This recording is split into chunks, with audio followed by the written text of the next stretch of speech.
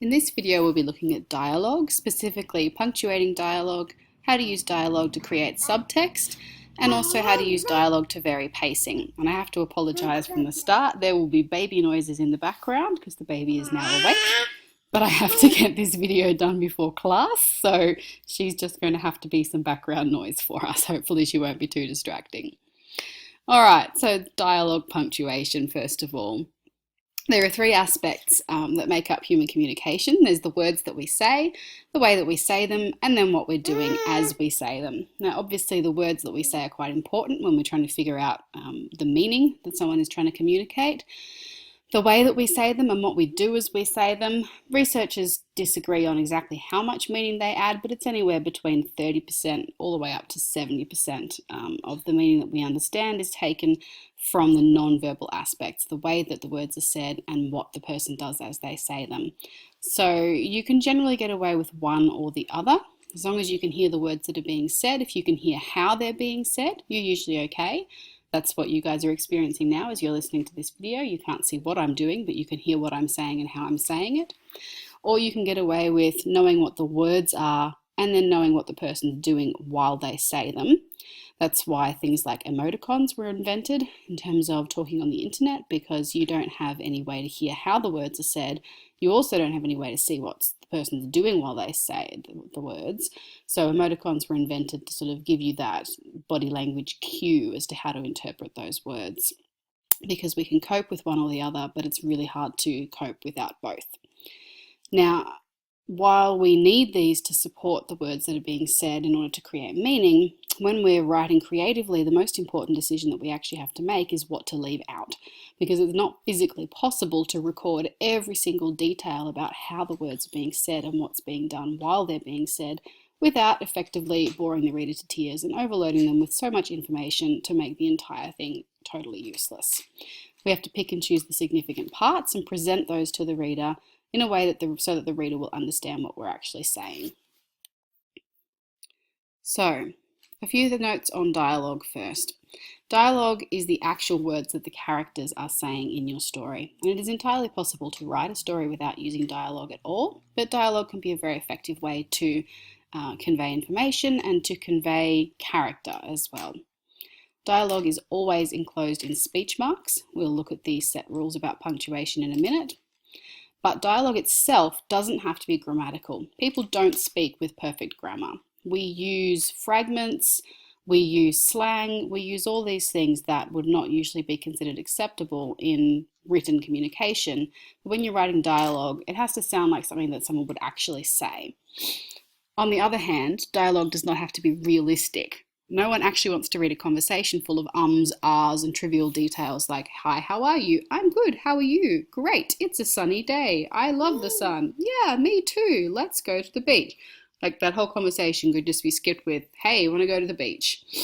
So it's important to make your dialogue sound like something that a person would actually say.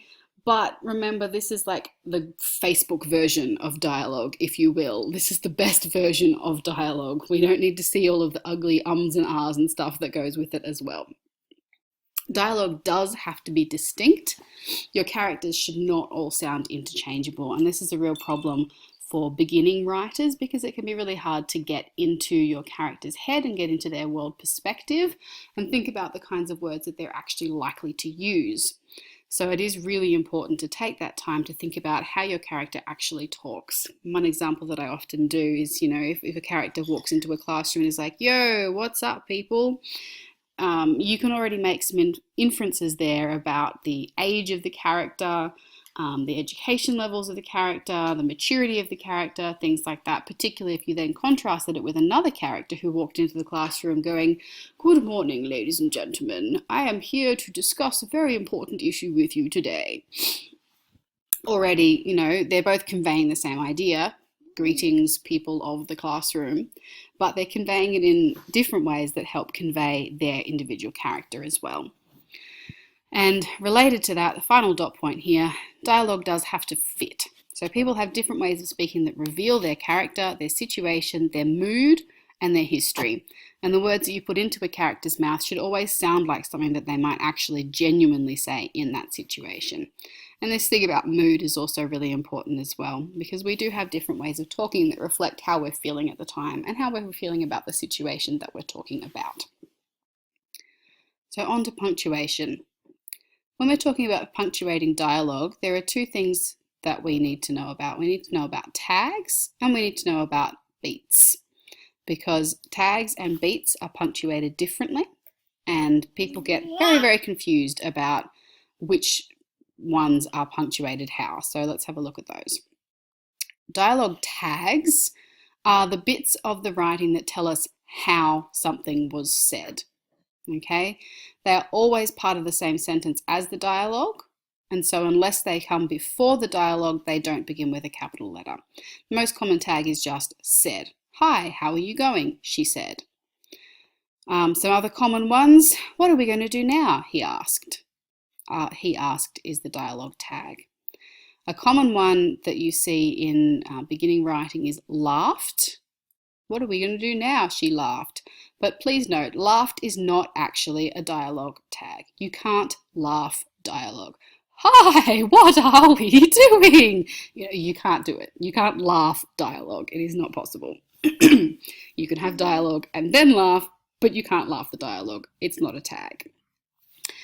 Also important to note that tags other than said are what we call telling and not showing. So it's really important to use them sparingly. It's much better practice to rely on dialogue and beats to convey meaning wherever we possibly can. There's nothing wrong with using other tags every now and then as a shortcut, particularly something like asked.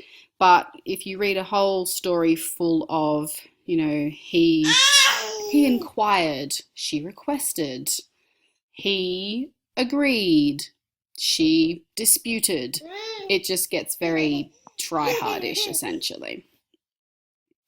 So we'll look at how to punctuate tags in just a second, but we're going to look at beats as well before we do that. So beats can also be called interpolations.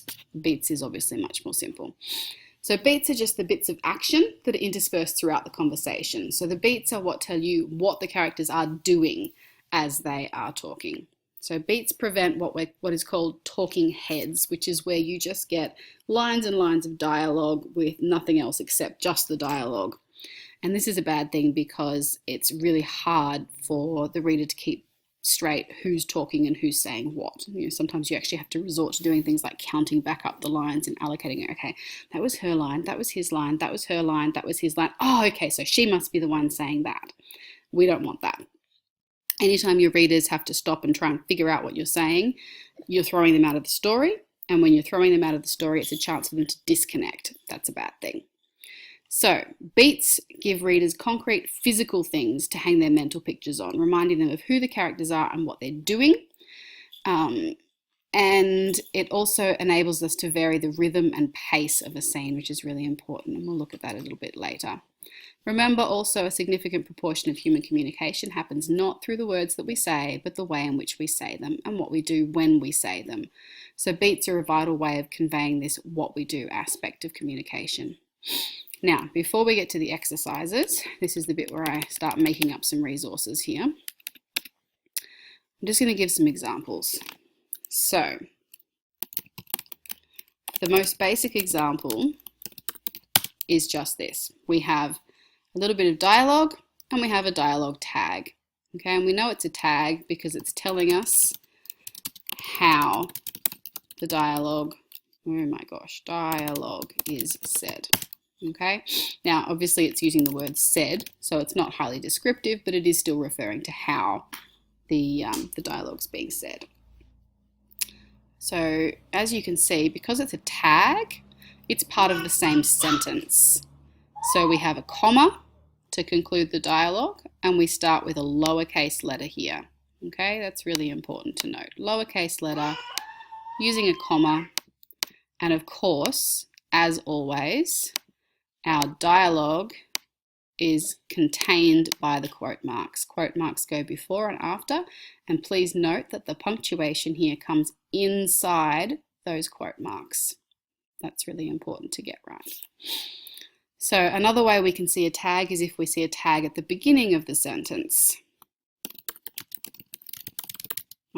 Let's just keep it really simple for now. We'll do a complex one in a minute. Alex said hi. So here it's still a tag because it's still telling us how it was said. It was just said. So we know it's a tag. It's not a beat. It's not a separate action to the actual speaking of the dialogue. So because of that, we know it's the same sentence, which means that we just have a comma here. Okay, like we did before. We have a comma. However, you can see this time, because the tag is before the dialogue, the comma actually comes after the tag here, whereas there's a full stop there. In this case, the full stop is still at the end of the sentence, but it's after the dialogue. And once again, the quote marks, if I can grab that there, the quote marks go exactly around the dialogue and include that final punctuation there. So you can see in both cases, we have dialogue tag, tag dialogue. The two halves of the sentence are broken up with a comma. The sentence finishes with a full stop. And in both cases, the quote marks contain the punctuation that goes after the dialogue. Now, let's try something a little bit more complicated. Let's try a question. So, let's go back to using black. It'll be less confusing. So, what now?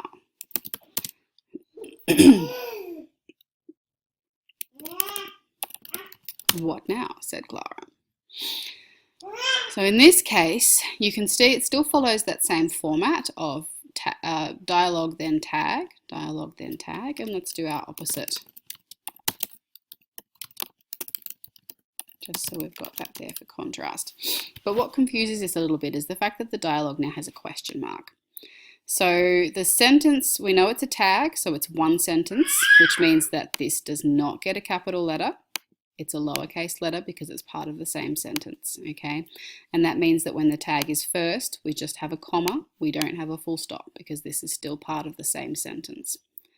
We have final punctuation at the end that ends the sentence, okay? But the difference here is because the dialogue is a question, instead of a comma, it actually gets a question mark of its own. Now this one's one that can confuse people quite a lot because they see the question mark and go, well, that's the end of a sentence, so surely this next letter should be a capital letter.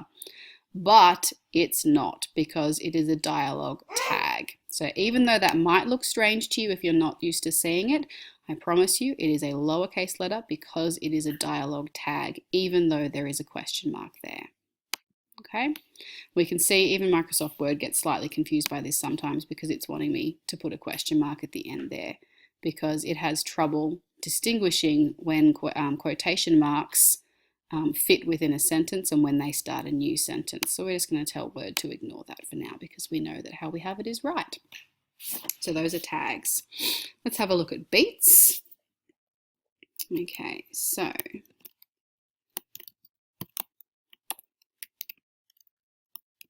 and obviously, if you're going to use something like an exclamation mark, same principle applies as the question mark.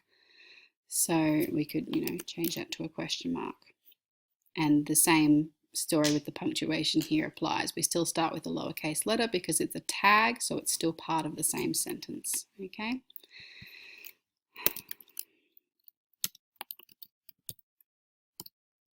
Oh, hang on, we're doing beats, not tags.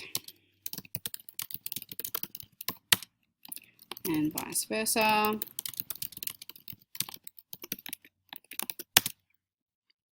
Okay, now in this case, we can check. John bounced into the room. Now, is that anything to do with him actually speaking? No, it's not. So therefore, this is a beat. It's an action, not how the dialogue is said. So action is the important thing here, which means it's a beat. So a beat, we know, is a sentence all by itself that is completely separate to the dialogue. It's something that can happen at the same time as the dialogue, but it's different to the dialogue. It's happening separately. It's its own sentence. And so because of that, it gets a full stop at the end. It gets a capital letter at the beginning, which I realize is a bit confusing because we have a name there. So let's change that and just make that generic. because that shows it a little bit more clearly.